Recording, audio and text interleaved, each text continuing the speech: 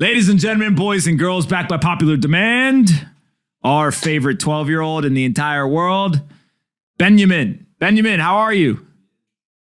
Hi, I'm doing great. How are you? I'm doing fantastic. I have a couple questions. Are you still 12 years old?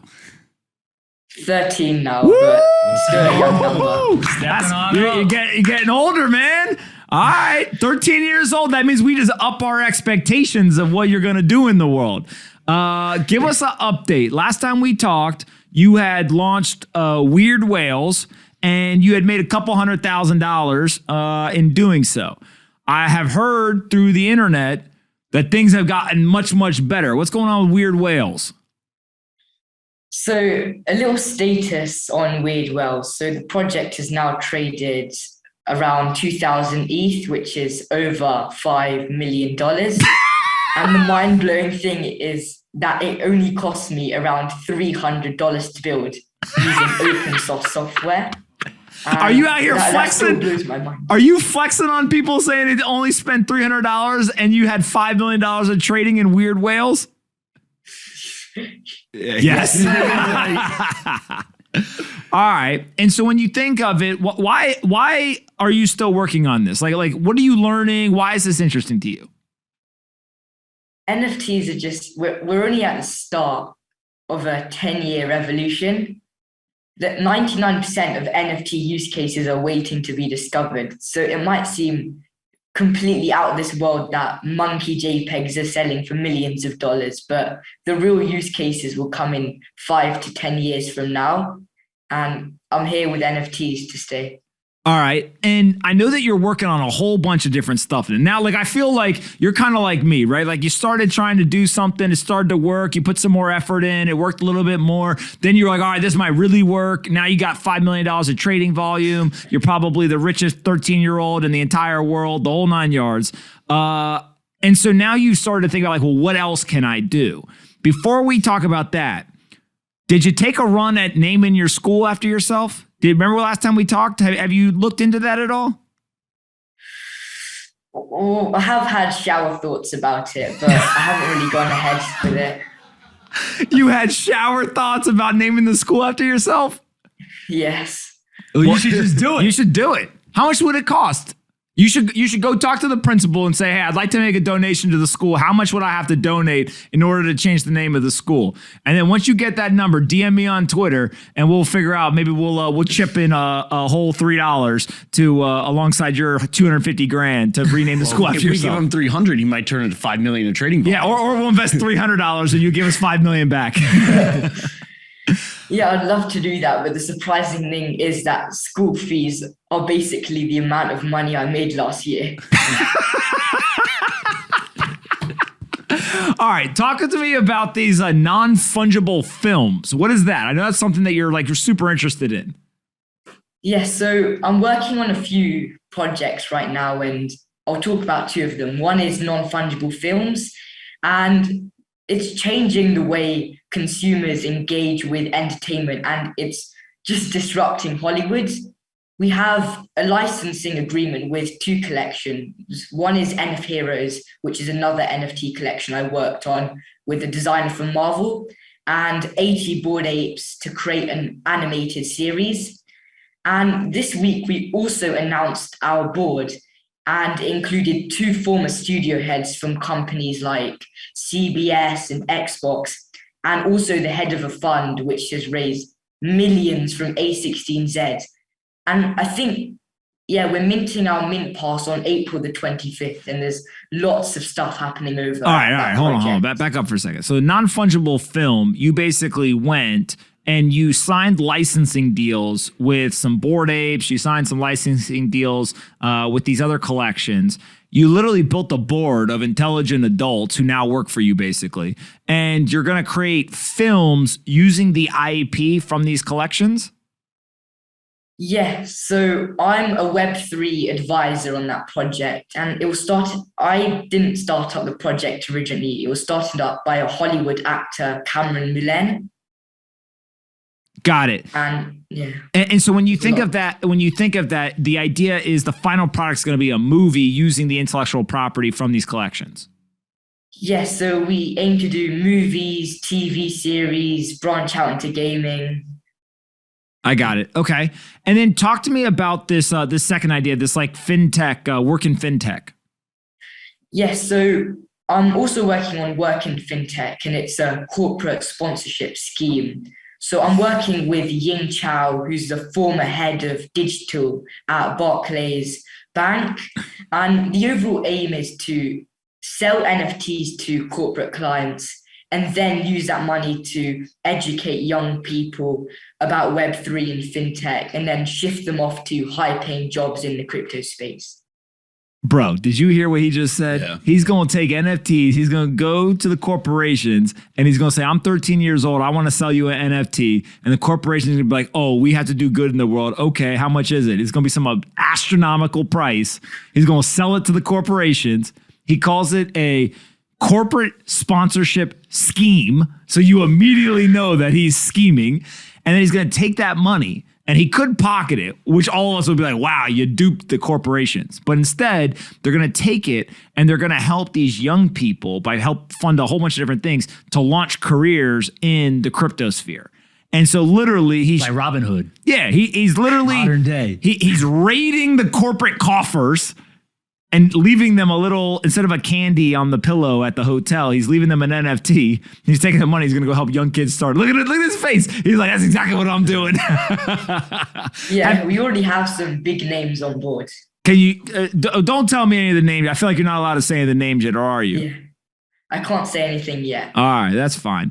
All right, now all this is like pretty crazy, right? So you launch your NFT project, you've done $5 million in volume, you're doing the film as an advisor, you've got the scheme to separate corporations from their cash, the whole thing. And then he's 13. He spoke at Oxford, and he was the youngest speaker in almost 1,000 years at Oxford. To me, that's ever. 1,000 years, I just say that's ever. What did you talk about at Oxford? I talked about my art journey in the crypto and NFT space, and it was an amazing experience. The audience was really receptive. What, were they like, hey, can I get a job? Were they asking you to come work for you? Well, maybe I had some in my DMs after, but In my DMs after. Can you imagine?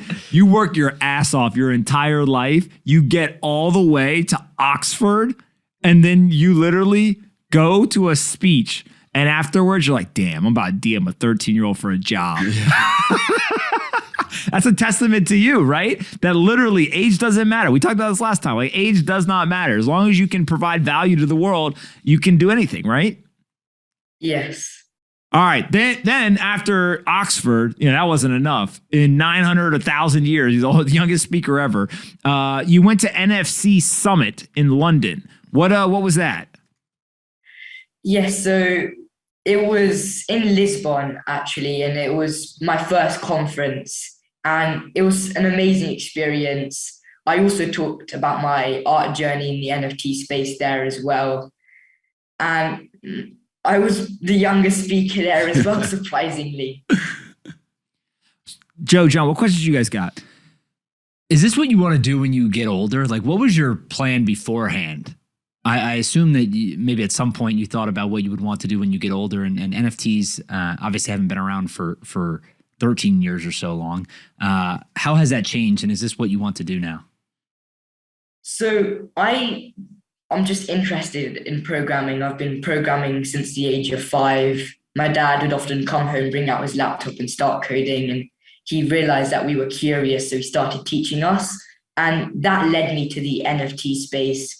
And I absolutely love NFTs, and I definitely want to stick close to NFTs and crypto in the long term. John, what questions you got? Benjamin, can you help me understand the utility NFT stuff makes sense to me? Can you understand all this hype around the Bored Apes and all these like cultural NFTs? Yes, so I've thought about this, and with art, it's always about the artist or the story behind the art. So there was a painting called The Bridge by Robert Ryman, and it sold for around $20 million.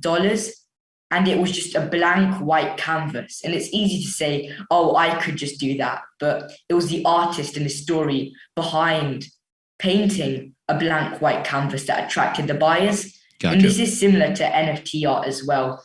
Most artworks get sold because of the story behind the art or the artist. With the Bored Apes, the story was there were all these crypto whales. They had lots of their time on their hands and lots of money. And buying into a Bored Ape would help you connect with other crypto whales and give you access to events and its membership club. And that's why most people buy into these collections. Gotcha. So tell me about the NFT market in general. You guys want a little surprise? Yeah, let's hear it. Little surprise. Benjamin and we've been cooking in the kitchen. We've been cooking up some stuff. Look, yeah, we have been cooking. We've been scheming ourselves. We're gonna separate you two from the show. No, I'm just joking. What we're gonna do is we're gonna bring him on like every other week or so, and he's gonna give us just an update on like what the hell's going on here. So what is going on in the NFT world right now? I don't spend any time on NFTs, so you're gonna be my expert. NFTs are still booming, and it's still very, very early. So on today's show, I want to look at 3 statistics from OpenSea, which is the largest NFT platform. The first one is dollar sales volume. Second one is NFT sold. And then I'll finish on active traders. All right. So I'll have a look at dollar sales volume first. OpenSea sales volume in March 2022 was $2.5 billion. Yes, billion, not million. And back last year in March 2021, it was $150 million. So it's done a 15x in 1 year. And surprisingly, March 2022 is actually quite low compared to January 2022. The OpenSea sales volume in January was $5 billion, double the sales volume in March. And January 2022 was the highest ever sales volume OpenSea has ever seen. That's wild. Yeah. He's like, Crazy. yeah, that is real wild. All right, what's the next one? So I'll have a look at NFTs sold now. All right. The amount of NFTs sold in March was 1.8 million. In March of 2021. 2022. Okay. And that was quite low compared to January, which was 2.5 million. And that was the highest amount of NFTs ever sold on OpenSea. And January was the first time OpenSea did more than 2.5 million sales. Got it. So if we think about this, in March of 2021, there's 150 million in sales. By a year later, March 2022, there was 2.5 billion. But even though there was that massive increase, there was still 2.5 million sales in January of 2022. But by March, it's down to 1.8. So even though it's going down, there's still this massive growth year over year. Yes. Yeah, it's pretty crazy. Yeah, it's really crazy. All right, what's the last one? Active traders is the last one. So in March 2022, there were 450,000 active traders. And that's nothing. Compare that to the 20 million traders using Robinhood or the hundreds of millions of Marvel and Disney fans. NFTs were still early days. So 450,000 active traders in the month of March. And if you compare that to, Coinbase or whatever, it's still a very small number. Yes. Yeah, it's pretty crazy. What's going on with your friends? Any of your friends into this stuff? Not really. They don't really talk about it much, but congratulated me at the time. Yeah, they want to tell everyone that they know you, probably. Yeah. Yeah. What about your brother? How old's your brother? My brother's 1 year older than me, so he's 14. What's he doing? Yeah, so we're both devs, we're both programmers. We've both been coding from a very young age. I think I was 5 and he was 6 when we started coding. And he's just as good developer as me, if not better. And in the long term, I want to do an infrastructure business with my brother, which is where the real opportunities are at. Yeah, I'm already an investor in that one. Remember, I told you I'm in. Are you going to do it? Well, I'm not going to focus too much on the business ideas. If you try to think of one, you always think of rubbish ones. So I'm just going to keep on learning, keep on programming, and hopefully a problem will come to me that I can solve. All right. When you find the problem, then you're going to call me, right? Yes. Because you know why I want to invest? Why? One, I want you to be successful, right? I think it would be cool and life-changing for you and your brother and all that. But two is I want to go tell all my friends, I backed a 13-year-old, we took over the world. Y'all stupid. Right? I feel like there's a lot of things that go into building a company that if you're 13, you actually have an advantage over older people. Like you could call up any CEO and say, hey, I'm 13, I have my own business. I'd like to come meet with you to talk about, ABC D thing. And there's a lot of CEOs be like, what? Like, yeah, let's go set up the meeting, right? And they would take it because they would want to meet you just as much as you want to meet them. Yeah, it's the age is a really big thing. That's what caught all the headlines that I was in and all the media coverage that I got. Yeah. How much money you made on this stuff now? Are you allowed to say?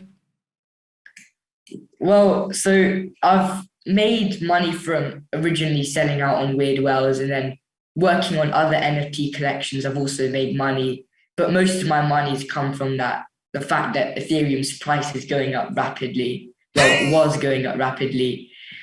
And I'm probably, if I sold all my NFTs at the high end, sold all my crypto at a good price, I'd probably be sitting on around $1 million. Damn. So you're a millionaire. You're a 13-year-old millionaire. Yeah. You're an inspiration to all the other 13-year-olds. And also your teachers at school probably like, damn, this kid got more cash than me. How do I do it? Yeah, have any of them asked you what they should do? Yeah, so I think I was waiting in the car park at the end of the day to get picked up, and one of my teachers just told me that they invested, I think, some money and have already made £500. They were absolutely mind blown. Yeah, and then you were like, "That's chump change, kid." Right? You're like, now the tables have turned, teacher. Benjamin, what did you do when you figured out you were worth $1 million? So I haven't really been gone like flexing everyone on Twitter. I just want to stay humble and keep on learning.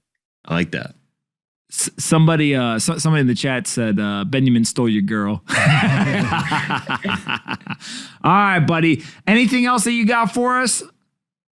Yes. So the last section I want to talk about is 3 stories in the NFT space that caught my attention. Please tell me the 3 stories. But before I go into that, I want to just share a bit of alpha with you all today. Please do. You go alpha leak on them? Please do. You go alpha leak on the audience? Yes. Damn, Pete, you're going to be the favorite guest. There's nobody else that comes on here, so I'm going to give you guys some alpha. Go ahead. What's the alpha? Okay, prepare to be mind blown. So if you bought a Bored Ape for $200 and then collected all the subsequent airdrops like the dogs and the mutant apes and the recent ApeCoin token, you would be sitting on on a return of over $500,000. And that's at the low end. Don't forget that some of these rare apes have sold for millions of dollars. And that probably makes Bored Apes the best investment in history. So basically the idea is if you bought the actual asset itself, then you got airdropped everything else. And that led to a huge financial gain for the people who had held it. And then also there was appreciation of the ape itself. Yes. Yeah, that's pretty crazy. I feel like people don't understand the airdrops. What do you think about airdrops? Yeah, I think airdrops are good. Free money is always good. But that's what the socialists say too. The thing is, the holders of these apes were not only airdropped money, but also knowledge in a sense, as getting these new tokens, the ApeCoin token, the new NFTs. They taught people in a way about ERC-20s and ERC-721s and different contracts. So that was also another side to it. Yeah, it's pretty crazy how you get the airdrops, but also can you stake NFTs? Are people doing that yet? Yes, some collections you can stake your NFT. You stake it, and then what about like fractional components of it? People have done that. Yes, so I think there is one company that specializes in fractionalizing your NFTs. So you can have one NFT and split it into 40 different NFTs and sell that off to different people. And then lastly is are people lending against them yet? There must be some people that are lending against it, but I haven't heard of anyone. Yeah, definitely somebody's got to be lending against it, right? Yes. There's no way that people have millions of dollars worth of NFTs and they're not trying to get some kind of loan using it as collateral. I would imagine, right, John? Yeah. Yeah, I think so too. The fractional ownership stuff's cool. You like that? Well, they do it in assets today, right? Traditional assets today, right? Trading cards, jerseys, sporting goods, memorabilia, anything, right? Fractional ownership in a rare thing. Yeah, I agree. Somebody in the chat said if anyone here loses money, then they can tell their lawyer that they lost money taking financial advice from a 13-year-old. Yeah, this isn't financial advice. No financial advice. I said in the chat very specifically, nothing we say is financial advice. Yeah, well, we actually don't have advice at all. Yeah. We just like to have fun on the internet. Benjamin, what time is it there? 5:20. 5:20. So we do this at like noon every other week. We're gonna be good. It's after school. Yes. All right, perfect. I finished school at, I think, 4 o'clock. At 4 o'clock, yeah. You gotta tell the teachers, hey, I gotta go. I gotta get out of here. I gotta go on the Best Business Show and then get them all to watch, right? And then they'll be sitting there and they'll be teaching you about things during the day, and then at 5 o'clock, you'll be teaching them things about how to make money. I'm shocked that more teachers don't ask you. Well, yeah, they don't really talk about it much. Well, I would, if I was a let's say 45-year-old teacher and a 13-year-old had $1 million that was in my class, I probably wouldn't talk about it either. You walk in the teacher's conference room and they're like, he did what? They probably want to know how to make money too. That's what I'm saying. Yeah. I'm shocked that more, especially the younger teachers, aren't asking him how to do it or what they should think about, or can you explain NFTs to the class? I'm surprised no one gave you money and was like, hey, can you turn this into more money, please? You want the teachers to convince them to start a fund? I'm surprised no one tried to convince them to take it. I don't know. Have you told your classmates about NFTs? Well, as I said before, they didn't talk about it much, but at the time they did ask me, oh, what is this? And then I would explain it, and then they were like, okay. But I don't think they understood it. Yeah. Well, and also I guess part of it too is they got to have interest from like a technical standpoint. That makes sense. All right. Listen, I'm super excited. I feel, I don't know why, but I feel proud of you. Like, I feel like you've done a great job and you continue to kind of push forward. You're still learning. You're doing a lot of different stuff. You and your brother are enjoying it. Are you doing this with your dad and your mom and everything? They're excited about this too? Yeah, they're also excited. My dad's going to keep on teaching me, and we're going to keep on doing our coding challenges, and my mom's going to keep on supporting me. Yeah. Your dad gives you coding challenges? Yeah, so there's a website online called Code Wars, and every day we do one coding challenge on that website. Oh, wow. And who's better, you or your brother? Well, we've had this debate before, and I think we kind of settled it that we're both as good as each other. Yeah, that sounds like a cop-out answer. We settle things. Yeah, well, my brother, these are my brothers, right? And there's 2 more, so there's 5 of us total. If we ever had a debate about who was better at coding, we would have just punched each other. Or everyone. Don't do that. Don't hit your brother. That's bad. Your parents will be mad. Don't do that. I'd still beat John's butt though. Everyone would just say they're the best. Yeah, of course. Well, I am the best, so I would be telling the truth. You guys would be lying. All right, Benjamin, listen, thank you so much for coming on. I'm super excited. We're going to be doing this every other week or so. And, the audience, when you said that you had alpha to leak, they got super excited. So maybe we'll come back with some more ideas when you come back next time. Oh. Did you mute yourself? Yep. Ah, Thanks for there you having go. me. All right. Thank you. All right, buddy. Sounds good. See you later. See you, Benjamin. See you later. Bye.